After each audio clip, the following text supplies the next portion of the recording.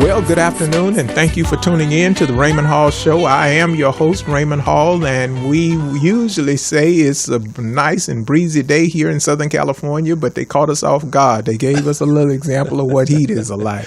We're here in the studio today with someone that needs no introduction, but we're going to do our due diligence to make it possible. We're here with Mr. Ted Hayes, and he is legendary as an advocate for the homeless here in the community and across the nation, because he has addressed issues where we think that some of it is rooted and grounded in individual efforts or something. Some of it is as systemic and systematic as you want to meet. So call your friends, hit up your Facebook pals and everybody else and tell them that the Raymond Hall Show is on. And our guest today is Mr. Ted Hayes, and we're going to be talking about the issue of homelessness, and we're going to be talking about the 14th Amendment and what all of that has to do with you and I and all of the things that's going on in the community. Mr. Hayes, welcome. Thank you, sir. Thank you this very much, Mr. Hall. This is a young man that I have looked and heard and watched at a number of venues, and I have learned so much from just listening to you. Wow. Okay. And you have definitely helped all of us want to get involved. Yes, sir. Okay.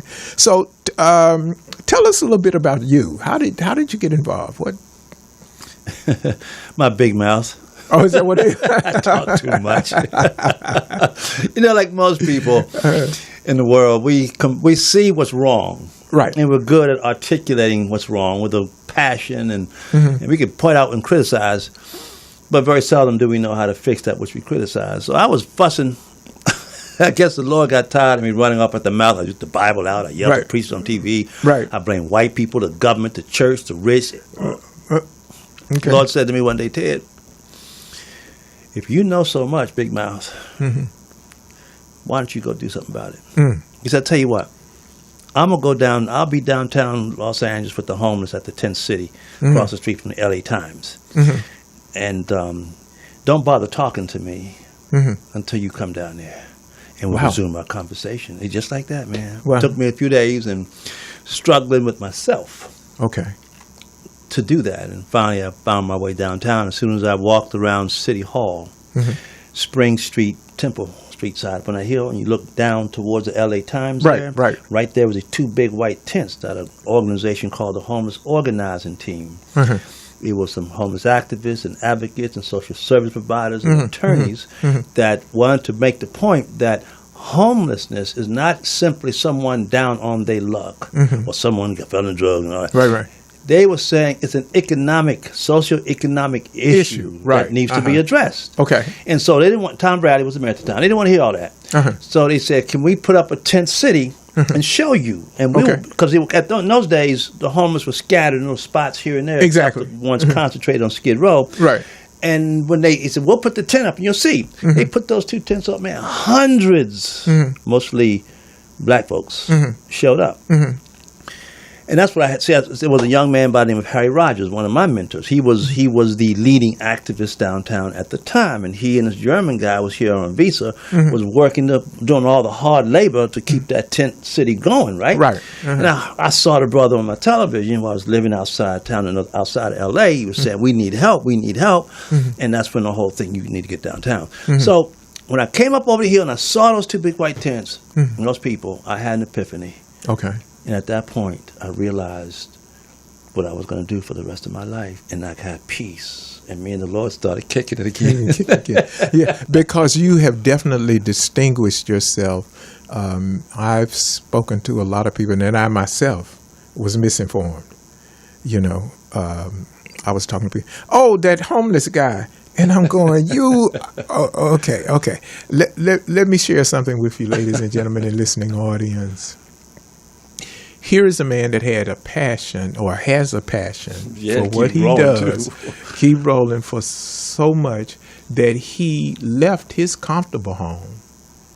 He didn't leave his family, but what I'm saying is he said in order to know the problem, I've got to be a part of the problem. I've got to go live. I've got to do what Gandhi did. Gandhi, who was an attorney, well-educated, well-heeled young man, recognized that himself, and he became an untouchable, which is a homeless person in India, to touch the untouchables.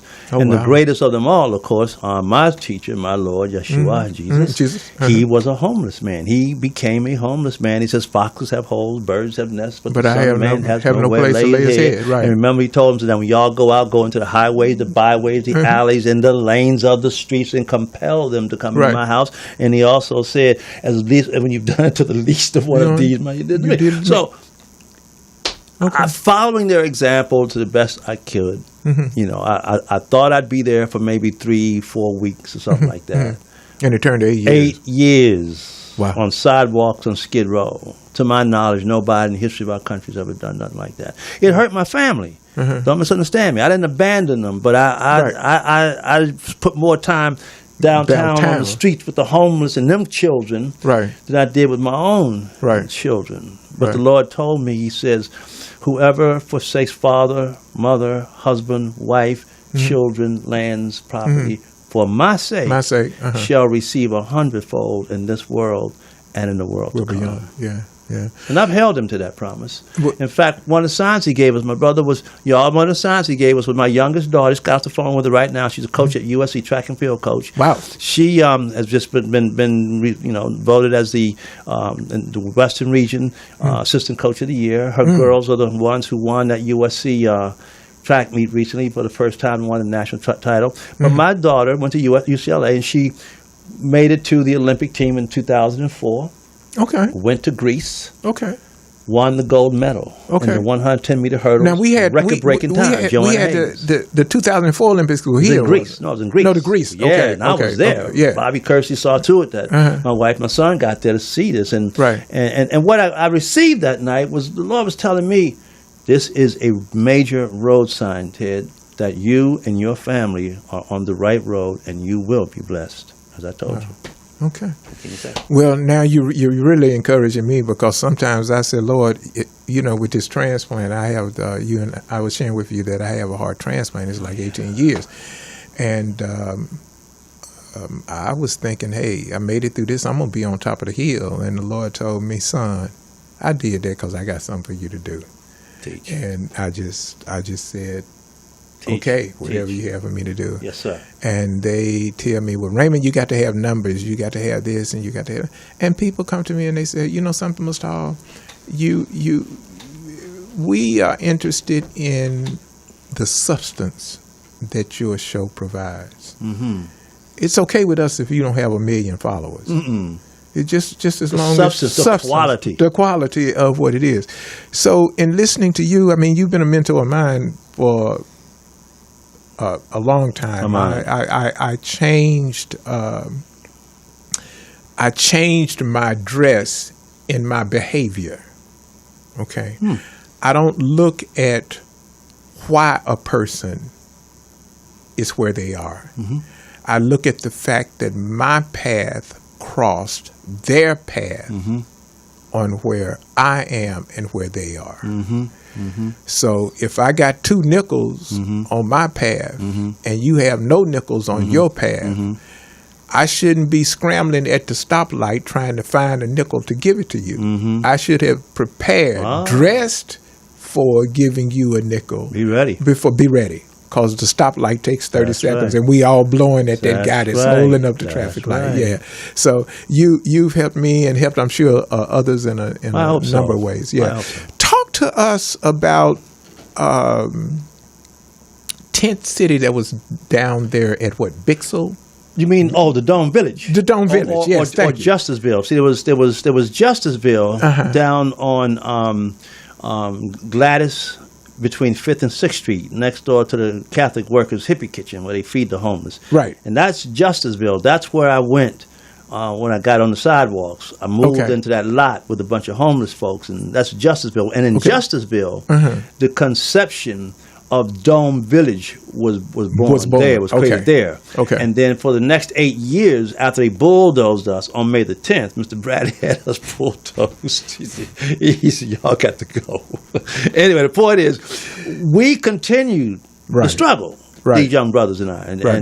and we advocated and fought for the Dome Village existence. And after 8 years of going to jail, I must have been in jail many times for civil disobedience, and that's one reason why people became aware of the homeless issue, because I kept it in the news. Right. That was one of the things that set you apart. Yeah, I was bringing folks into people's living room at dinner time. Yeah, we don't want to see this, but what is that? Yeah, they could not deny the merit of what you were talking about. No. They just didn't want to talk to Ted Hayes about it. No. You know, I was really impressed the last time I saw you speak before the board. Yes, sir. And you were June speaking. 5th. Yes, you were speaking to Mark Wrigley Thomas. Yes, one of the people. Yes, and I was really, really impressed with that exchange. Yes, sir. I said it's wonderful when two statesmen are in a room. Yes, sir. And they can give. And they behave themselves. They talk like they got sense. Yeah. Well, it's just good to see what time does to an issue. The issue remained. It's gotten even bigger. Even bigger. But the impacted, statesmen now have more wisdom. Yes, sir. On how to address that issue. Yes, sir. In fact, I'm working, communicating with all the deputies, as I said that day, and I just put a phone call into Mr. Thomas's office today. And I knew Supervisor Thomas when he was president of the SCLC. We should talk about this then. Right. And he didn't quite know what to do with it, of course.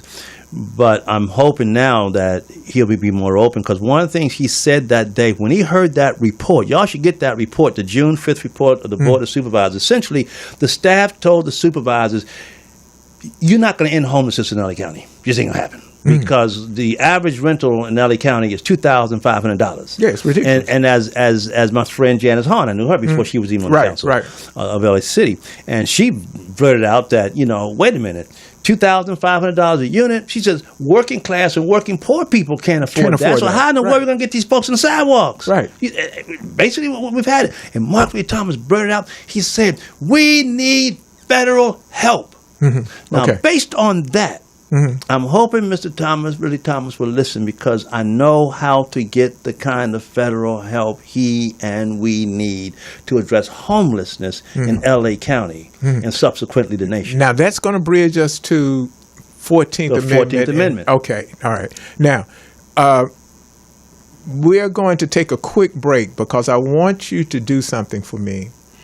The 14th Amendment has been around since 1866, 1868, just after the Civil War. Now, you'll ask yourself a question. What does it have to do with today? We just talked about the $2,500 a unit, and if you think you're not close to having to deal with it, keep thinking. We're going to take a quick break. Tell your family, friends, Facebook followers, your neighbors that Mr. Ted Hayes is in the studio, and we're talking about homelessness in a progressive way. What are the responsibilities of the nation? What is the response? See, if you're my neighbor, I can only do as much as I have given power as a neighbor. But if the federal government has a responsibility, we need to know what their responsibility is. Teach. Okay. Tell it. See, I'm an old Marine. I know that the Russians have been the Russians. Yeah, the Russians have been the Russians ever since the Russians were the Russians. That ain't my problem. That's right, my brother. That's why the Bible talks about both a gate and a door. Yes, sir. I'm supposed to deal with you to identify whether you are friend or foe at the gate. That's right. So you never get to my door. See, the Russian issue is at my gate. Right. Homelessness is at my door. It's in your living room. It's in my living room. Okay. Sleeping on the couch right there. Sleeping on the couch. So we're going to take a quick minute. We'll be right back with Mr. Ted Hayes.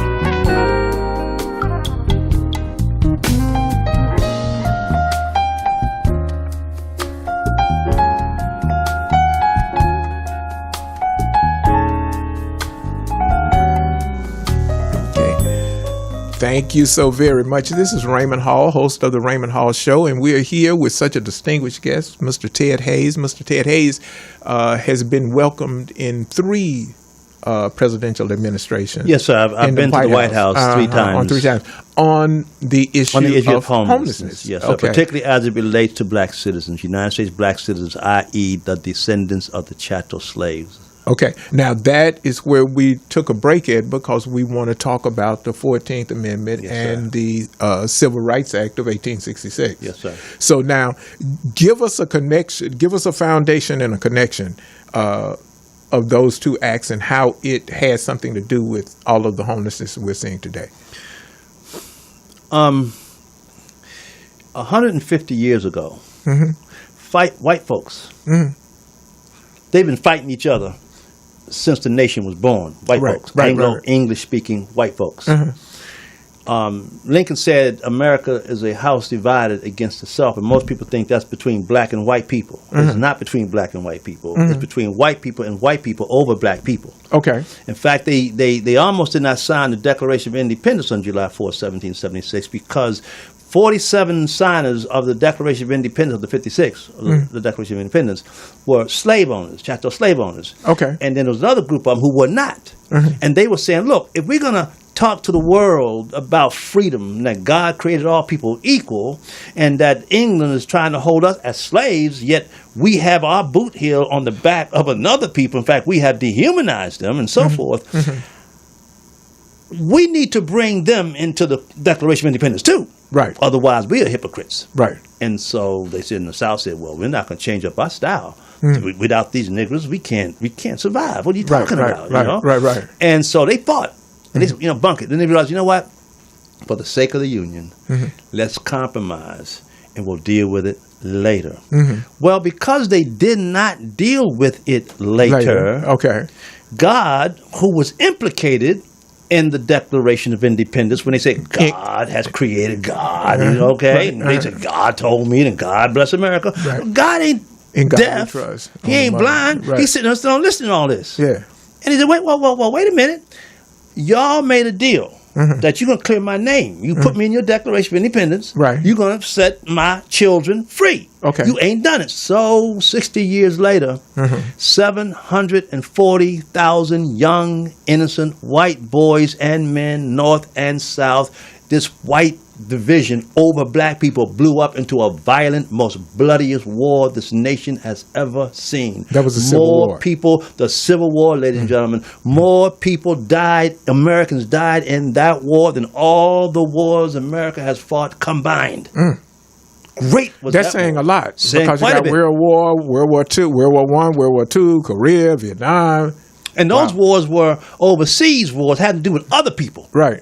This war had to do with home. The ground was soaking and up these its white own people blood. were struggling with themselves. Right. Okay. And so thank God the victors of the war were the ones who were saying, hey, we cannot leave these people out of the Declaration of Independence. We must include them. Right. So when they won the war and set us free in 1865, May 15th, 1865, slavery ended, and then December, I think it was 19th, 1865, the 13th Amendment was enacted. This is all coming out of Lincoln's head now. 13th Amendment was enacted, which abolished slavery except in prison. Okay? Okay, right. Then the architect realized, wait a minute, who are these people? We need to make them citizens. So they passed a congressional act in 1866 that made us citizens of the United States. And in that act, there are 10 sections which give specific instructions to the departments of the federal government as to how to enforce our citizenship so that we enjoy a citizenship as is enjoyed by white citizens, says the Constitution, right? Wow. Yeah. And so of those 10 sections, it speaks directly to the president. And it orders the president 3 times, section 3, section 4, and section 4, and section 8, and section 9. The president is ordered. He is ordered to ensure that we have a citizenship as equal to white citizens. You follow what I'm saying? Okay. And this has never happened. No, because you've never been as a people. As a people, had access. Never. As wow. As white citizens, we've never had it. We've never. Of course, there's always the talented tenth that Webb Du Bois talks about. Dr. Webb Du Bois. You know, no matter what level, who you are in society, there's always going to be a tenth that rises to the top, no matter who it is. Right. So what is that? But the majority of us never experience it. So anyway, the point is, the architects of the law realize, wait a minute. They're citizens today, but what if a Congress comes along and don't like what we've done and they want to repeal the act? Because it's only a congressional act, so it can be repealed. Right. They said, well, we need to codify, enshrine, embed this act of citizenship to the chattel slaves into the Constitution, hence the 14th Amendment. 14th Amendment. Okay, so now we got it. So now connect that with what we're seeing today, and how does that give the community power today to go back and knock on 1600 Pennsylvania Avenue and say, hey, look, you know. When you see forensics teachers, when a person is murdered, or a body is laying there on the ground, on the street, let's say a body is laying on the sidewalk, okay? The first thing they want to do, they want to know, why is that body there? How did that body there? And they begin a regressive or a research that takes them back into the past. Right. And then, that's what led to his body here. To be in the street. Right. Yeah, so literally there are bodies of human beings, particularly in the urban centers of America, laying on sidewalks like zombies, just laying out there, right? And the majority of those people out there, according to the statistics, are the descendants of the chattel slaves, the people for whom the 14th Amendment was originally given to, right? Okay. And so they're laying out there, and according to all the statistics, we chattel slave descendants, we're only maybe 12% of the general population of America, right? But yet we are over 60% of the homeless in America. Then let's bring it to local in Los Angeles, where Los Angeles Los Angeles is considered the homeless capital of America, and comparatively the world. Okay, so you look at LA County. LA County, the chattel slave descendants, the black citizens, we are only 8% of the general county population. Yet we are 40% of the homeless. Wow. And then in LA City proper, we're 9% maybe of the general population, but we're over 40% of the homeless. And the black hole vortex, the ground zero of homelessness, which is Skid Row, downtown LA. The people who are on Skid Row, from the hotels, the cheap hotels, to the missions, to the shelters, to the sidewalks. 90% of those folks are black men, followed by black women, then black women and their children, then a mixture of the rest, Hispanics and some Jews and some Asians and some white folks mixed all up in there somewhere. But the most of us is us. Now, so obviously that which was meant good for our people over the generations, over the decades, obviously was never enforced. This is the evidence. These bodies, what they call in Latin the corpus delicti. Here lies the body of evidence that the 14th Amendment has never been enforced in this country. Right. The call-in line, ladies and gentlemen, is 323-293-3375. If you want to call in and have a question or a comment, please do. Again, the number is 323-293-3375. We're here with Mr. Ted Hayes, and we are talking about homelessness all the way from a constitutional amendment perspective and the Civil Rights Act of 1866. All the way to right now, and what you're seeing, and it really is. I won't say what I'm a part of, but I'm a part of a county structure where we look at senior issues.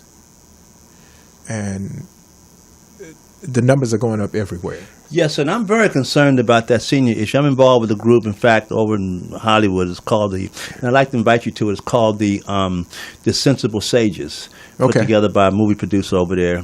And he wants to get senior citizens more involved and looked after and so forth and so on. So, my heart is with you on that. Yeah, let me know when you all meet, and we'll not only will I be happy to attend, maybe we can have someone on the show. Yeah. Oh, he would love to come on the show. You'd be surprised who he is. You're going to like who he is, man. Be a nice guest for you. Okay. Absolutely. All right, okay. So, now, this coming back to the community. Yes, sir. With that information you just shared, that there's 3 places that specifically says to the president, you have a responsibility to do X, Y, and Z. Yes, sir. What do we want to say that the community should be doing to make sure that our issues are heard? The first thing we got to do, brothers and sisters, we've got to know the law. Right. You see, I call the 14th Amendment right now the closet law. Just because a law is not enforced does not negate the validity of that law. The law, right. Okay, it can be sitting there for 1,000 years. Right, that law's still alive. Just got to dig it up. Yeah, there's some seeds that have been around for 1,000 years, and you plant them, it's going to grow. Right. So that power remains. Okay. So the first thing we need to do is educate ourselves on that law. You're a Marine, right? You say, okay, I'm gonna go do this thing. Well, they didn't you just go over to Vietnam and throw a rifle in your hands because go get the enemy. No, what you had to go through basic training. You had to learn advanced training, all that, whole lot of other madness. Yes, sir. Yeah. So that you don't get out there, get yourself killed, and everybody else killed around you. That's true. And they gonna call it a gun. They call it what? Your weapon. Your weapon. And you take your weapon to the tree. You sleep with your weapon. This 14th Amendment is our weapon. Okay. Now the cats who wrote this, the white cats who wrote this law, they were smart enough to recognize any people, regardless of their skin color, who is subjugated to 245 years of chattel slavery that dehumanizes them as such.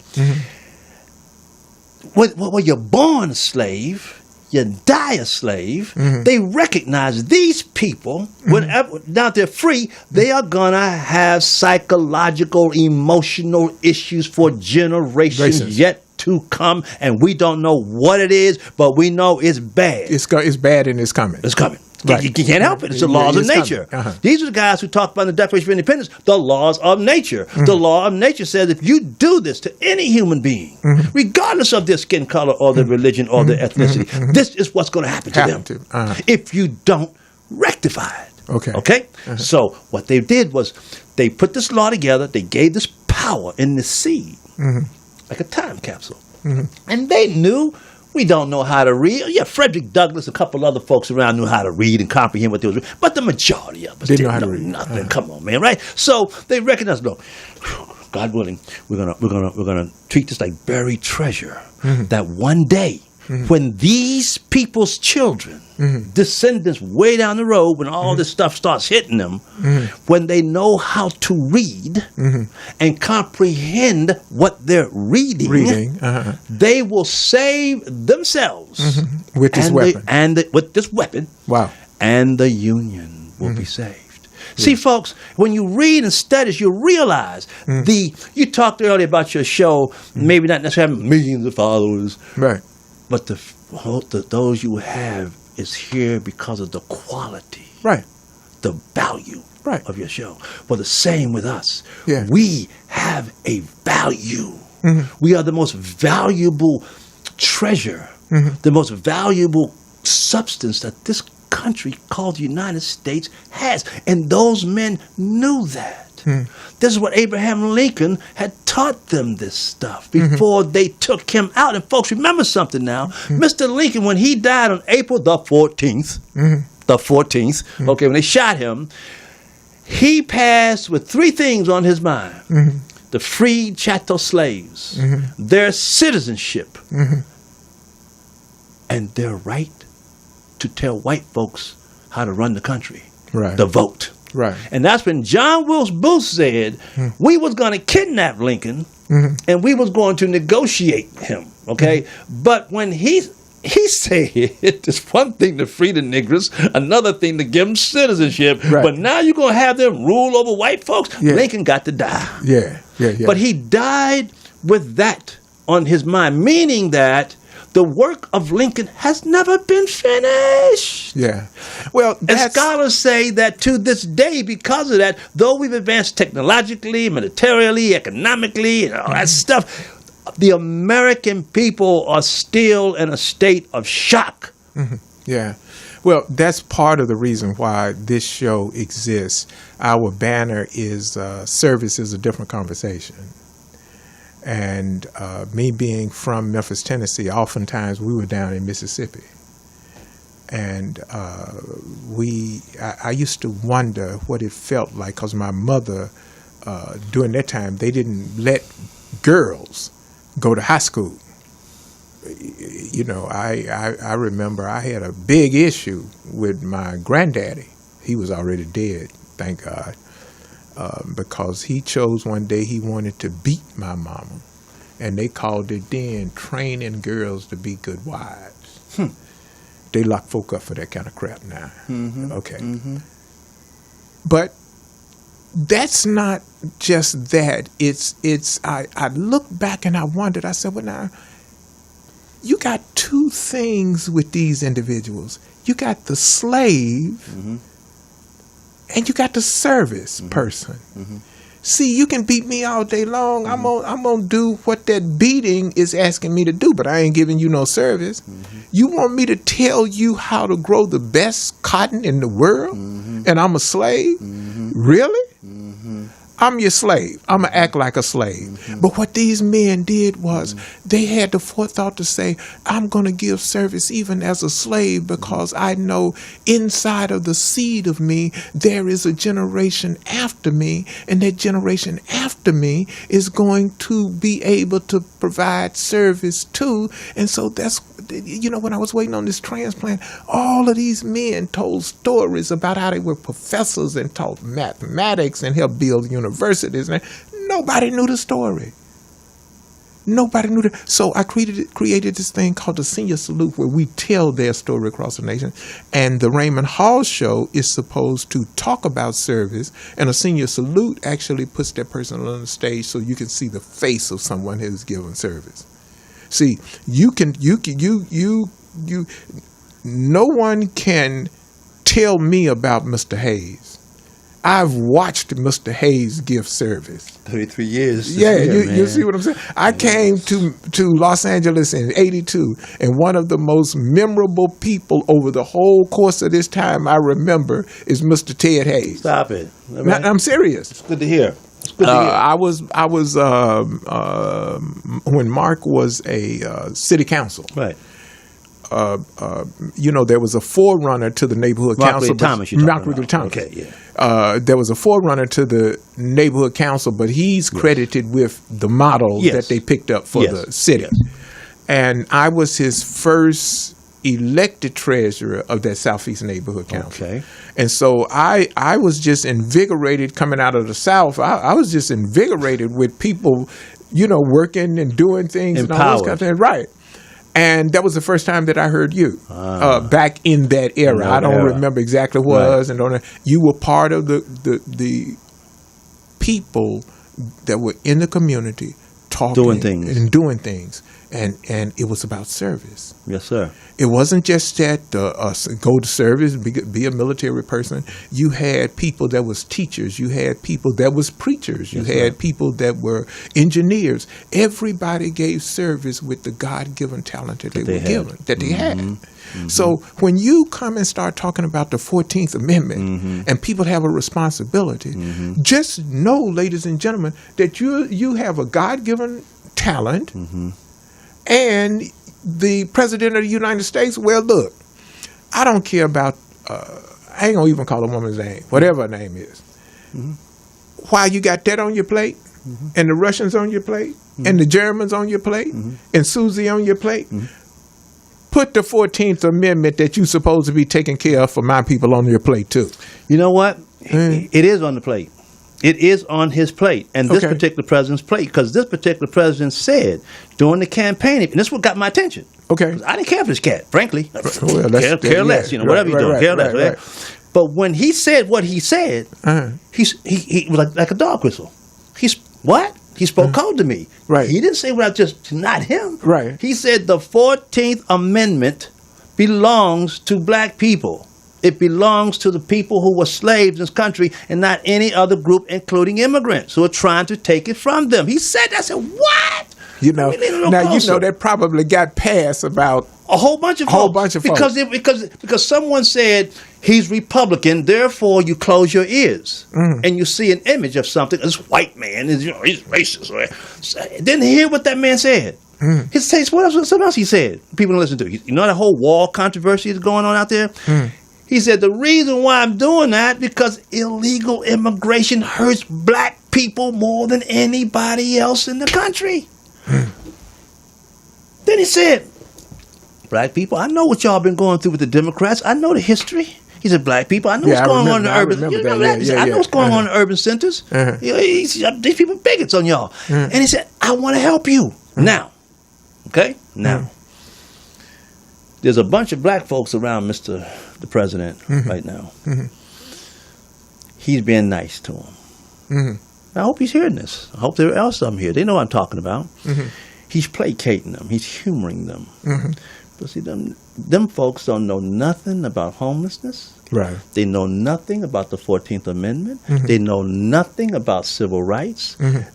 All they talk is that so-called conservatism that they be talking about. I'm not knocking it. I don't even give them credit for that. I'm not knocking it, but that's what Republicans, that's all they want to talk about, right? But they don't know how to connect it.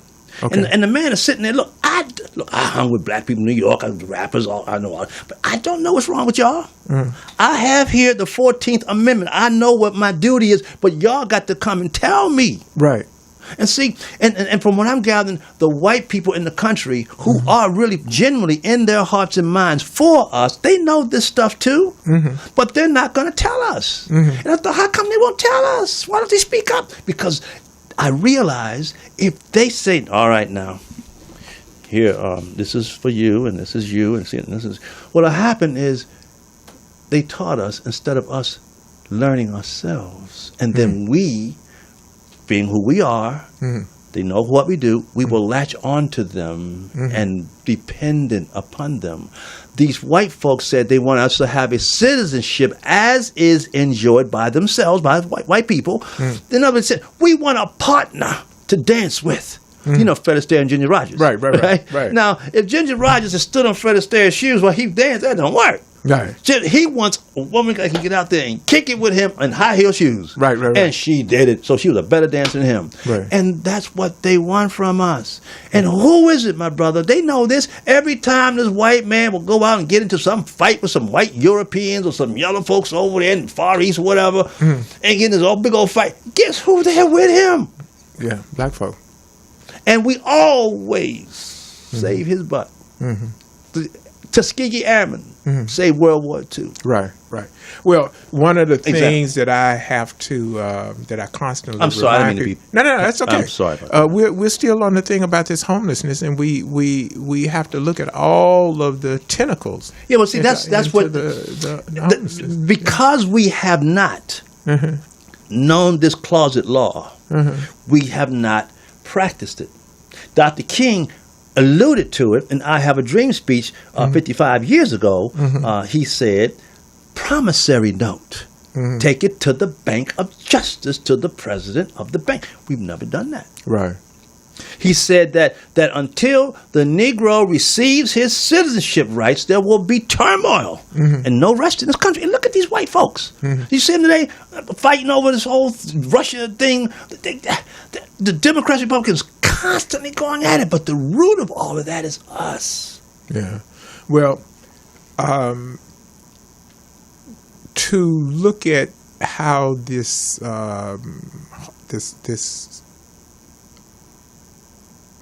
non-permanent housing situation has exploded in L.A., to allow all of this foreign money to come in and destabilize communities. Absolutely because that's correct. that's what's going on. Absolutely correct. Right out front. Right out front. I see you coming over.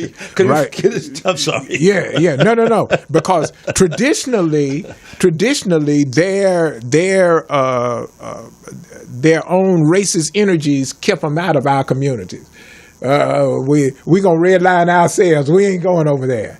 Okay, so rents stayed stable, food stock stayed stable, and everything else. But now it's greed. Let the Chinese in, let everybody else in, everything. And so they're not coming with a remembrance of the bigotry. They're saying land is land. I want some land. And so see, they're folks, buying up South LA and buying up all of these places. Yeah. And like you said, it's $2,500 now to just average, just to rent. Yeah. Okay. So what we got to do then, folks, is because I don't blame them. Mm-hmm. Number one, I lay the blame on my federal government. Okay. Particularly the White House and the president, whoever that may be, over these generations. Mm-hmm. And most importantly, I blame it on us, that we have not owned up to our power that's given to us. So what we need to do is study. Okay. I'm starting a class every Saturday morning, 10 o'clock in Inglewood. I'll get out to the address later.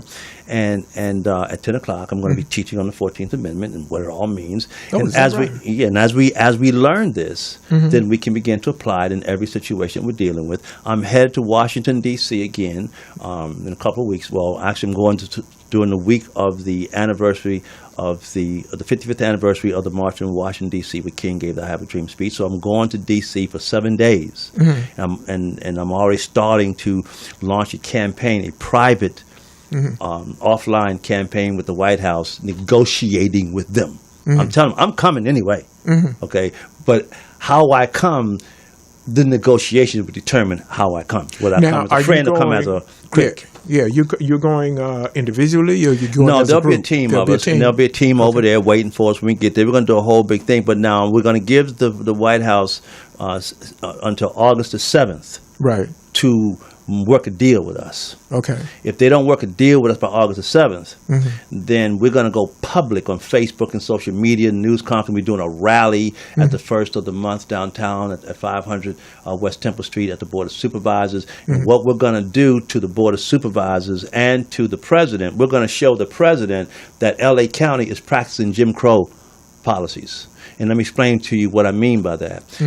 When we began to look, the team I work with, looking for where homeless folks are zoned to build structures for homeless, what areas are zoned. There's commercial, there's residential, there's mixed residential, commercial, mixed use, and there's light and heavy industrial. We looked. The only place that L.A. County, it's written in this law, it's a code, the only place that L.A. County has zoned for homeless building structures, industry areas. Industry. What they're saying is, you black people, y'all can't be over here. If you're going to have anything, y'all got to do it over there. And I know of two shelters, you may know what they are, that are in industrial zones. One is out in Commerce, the city of Commerce, the veterans facility out there. And there's one over here in Inglewood. There's probably more. We just discovered this. And so when we point out these statistics. Yeah, the one in Inglewood been there for years. Yeah, nobody said nothing. Yeah. And we point out these statistics that they are relegating black homeless people, just like Jim Crow, to the other side of the track, whatever you want to do, call that. That's racism. That triggers the 14th Amendment. That triggers the Civil Rights Act of 1866. That triggers not only the district courts and the circuit courts, not only does it trigger the United States military, according to Section 5, not only does it trigger the marshals, it also triggers the Supreme Court, but 3 times it triggers the president. Now, Section 8 says, when the president has reason to believe that the subject beneficiaries of the act are being violated or about to be violated, it shall be lawful for him to take action. He don't know. We got to go and tell him, we are awake, sir. We are comprehending. Now, we expect you. We're not asking you. We're not demanding you. We are expecting you to obey the law. Okay. Now, with that being said, and with the framers. I remember back in the day, you were either a planner or a soldier. So you went to college and you could sit at the table with the planners. This is back when the Panthers was feeding people. Forget all that foolishness they talk about.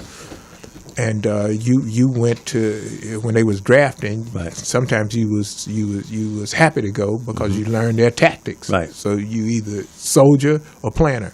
So now, as the planners do their work, working talking about the 14th Amendment and the Civil Rights Act, what do you want the people here on the ground to do? What should we be doing to alleviate the plight of the homeless? Should we be talking to the homeless about, even though you're here on the street and it's homeless, it's being addressed at the federal level? Is that foreign to them? It's very foreign. If you ask the average black person in this country, and I'm not knocking anybody, just because I didn't find this out myself until 2004. I thought I was a civil rights activist. Well, to tell the truth, I didn't find it out until you told me. And that's okay. I mean, in general, we know it, but we didn't know about the president has power, and we had no idea. We had no idea. Right. And most of us don't know this. And I check with white folks; they don't know it either. I check with high-powered lawyers; they don't know it either. It's just amazing how this has gone down. So tell them, when you do speak to them, I may have had no money in my pocket right now. I can't take you home, but there is a movement, my brother and sister, all the way to the White House. We're claiming the things of power that is ours. And you can tell them about the 14th Amendment, but again, you can't really talk to them about it specifically because you don't know it yet. So people need to, first of all, learn it. And let me tell folks, okay, go to the THE, digital 1, digital 4, TH.US. That's the 14th.US. And I have a whole series where I'm discussing this. And also I have a video series of 23 segments, about 5 minutes to 10 minutes long, so you can get it all in one shot. It explains the whole process there. Educate yourself. Okay. Find out when we're going to be doing our classes on Saturdays. Come to those classes. Okay. Now, have you got a schedule yet? As I said, we're looking at the first class will be this Saturday. I've just got to get to you the specific address. Well, if I can't do that until okay. Just call you. They can call you and get it, right? Yeah, they can call me, or we're going to put it up post it on the page, and then they'll know it and that kind of thing. Yes, sir. We are coming up on the final part of the show. It seems to go so fast when you have interesting guests and interesting context. There's so many other things I want to say, but we got to. Yeah, so we get through part of it, and then we look up, and there's so much more to talk about. That's right. We're talking about human beings. We homelessness. We're talking about human beings without housing permanency. Okay. Human beings. We're going to take a quick break, and when we get back, we're going to take a second to mention, to remember Mr. Charles Mitchell. We'll be right back.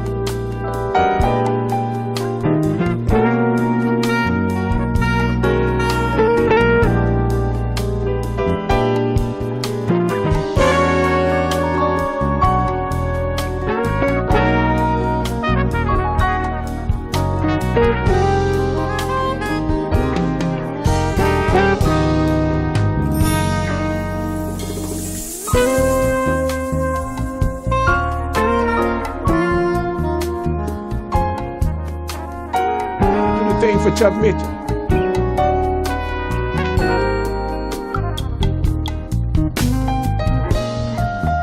Well, thank you all so very much. We're coming up on the last segment. I want to share with you a young man that I had the pleasure of meeting. He was actually a mentor of mine. His name was Mr. Charles Mitchell. We called him Chuck. Mr. Mitchell was born and raised in Denver, Colorado, and I understand that he was a part of some organization for the federal government there in Denver, and then he moved here to Los Angeles, where I met him. He was a part of the California Senior Legislature, and that's the place where they put forth legislation through proposals to the regular assembly, and if it's selected and the governor signs it, it becomes law here in California to help advance issues or add to the quality of life for seniors. He was also a member of the Los Angeles County Commission on Aging, so he was very actively involved, very politically involved, and he knew how to direct people to use their best talents in order to get them on the right commissions and things so they would be effective. So Chuck, wherever you are, my friend, this is to you. We thank you for your service, Thank you for your service to the nation. As a Marine, Vietnam vet, we thank you for your service to the community. And from our hearts here in the homeland to you, wherever you are, this brief song is for you.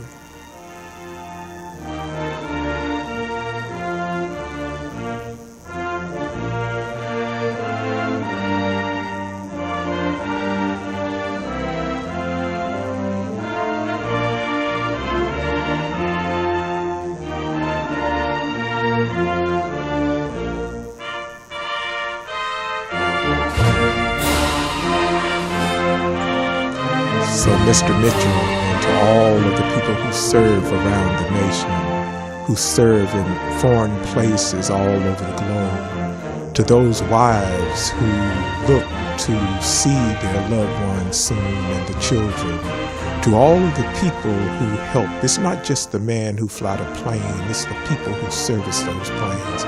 It's not just the man who drives the truck or the woman who drives the truck, but the people who service those trucks. We are required with the benefits that we've been given to be of service. So to those persons that you know of that have been of service to you, tell them thank you. Pick up the mantle of service and have some service in your life. We're here today with Mr. Ted Hayes, and Mr. Ted Hayes has been of service to the community, and we are going to be concluding with his closing thoughts. So talk to us now about if someone wanted to get in touch with you, how do they get in touch with you? Just go to tedhayes.us. Tedhayes.us. Okay. It's right there. And it's that simple. Yeah, that's simple. And you can see our plan. We don't have time to go into it now, but maybe I can come back and we can talk with the president. When we get to the president, the question is, so if the president says, okay, y'all got me, what y'all want me to do? Okay. What would you tell him, Ted? That's what I want to come back and share with you. Okay. What we're going to do. We're looking forward to that. Now, you know, here on the Raymond Hall Show, we don't sell anything or we don't do that. We have our sponsors. So if you're looking to be a sponsor or to place ads on the show, please let us know. You know how to get in touch with us. As much as I can say, we're working feverishly to get our social media platform back up to where it should be.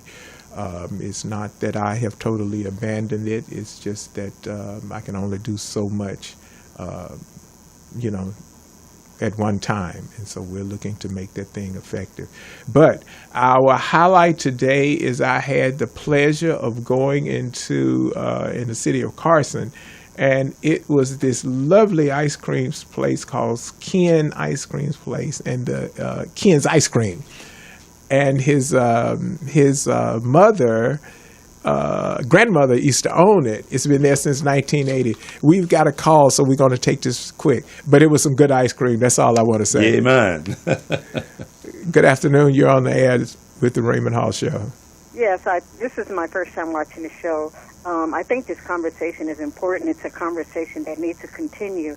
homelessness. I know people that are homeless, and there's a veterans lady that's been posted outside the post office in Loma Linda, California. She served in the Air Force for 4 years, and she's homeless. She's 70 years old. She's been down to the VA in Loma Linda, and they have her on a waiting list, and it just really hurts my heart. But also, what about the discussion on mental illness and addiction, and as it relates to homelessness? I'm a soldier. I'm a servant. I'm a Desert Storm Army veteran.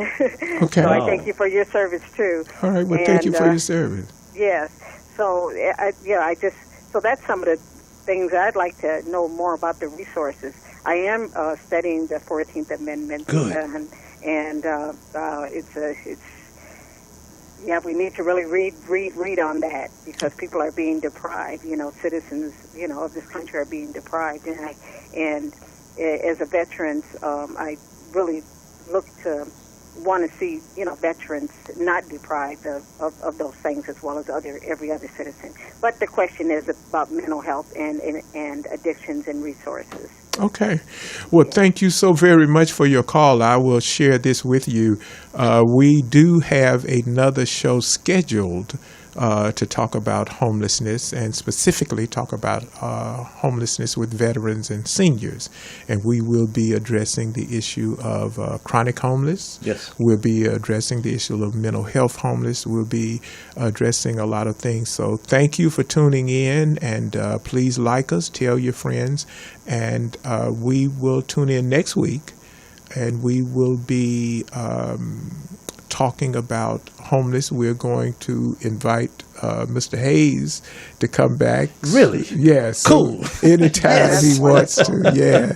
And so we'll have it straight off the press when he gets back from Washington, D.C. Well, that's great, because it's an epidemic out there, and something has to be done.